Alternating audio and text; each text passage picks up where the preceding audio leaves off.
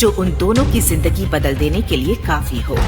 तभी प्रियंका ने खुद को संभालते हुए हड़बड़ी में कहा, चलो, इससे पहले कि कोई देख ले, हमें अभी इसी पल निकलना होगा। अगर तुम्हारे यहाँ आने की खबर उस शैतान अरमान तक पहुँच गई तो सब खत्म हो जाएगा। सनी का हाथ थामे प्रियंका पीछे वाले दरवाजे की ओर बढ़ चुकी थी कि तभी एक आवाज गूंज उठी।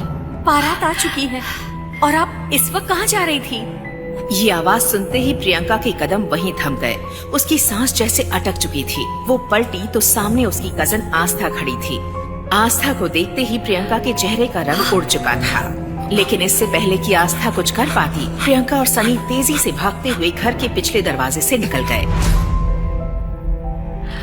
उधर मंडप में शादी के शोर के बीच प्रियंका दीदी! अरमान सिंघानिया दूल्हे के जोड़े में बैठा था, लेकिन नजरें फोन और लैपटॉप पर टिकी थी, जैसे ये कोई डील हो, शादी नहीं।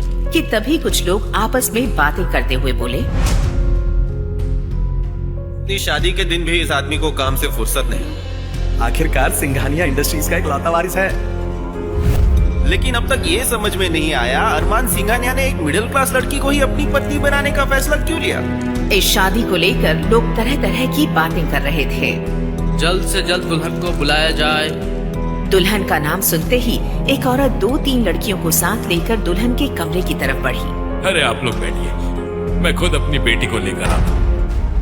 बस थोड़ी सी तैयारी बाकी है। मनोज ने बात वहीं खत्म कर दी और सबको दोबारा मंडप की तरफ भेज दिया, क्योंकि आस्था उसे पहले ही सच बता चुकी थी कि प्रियंका भाग चुकी है।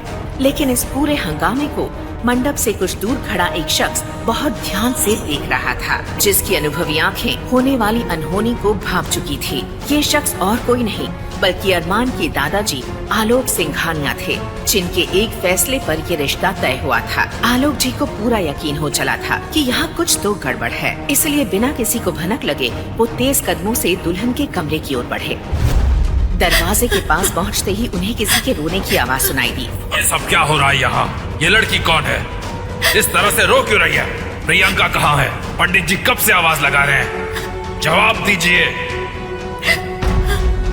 इतना सुनते ही प्रियंका के माता पिता मनोज और सीमा सिर झुकाए खड़े रह गए। कमरे में एक भारी खामोशी छा गई। आगे की कहानी जानने के लिए बायो में दी गई लिंक पे क्लिक करें।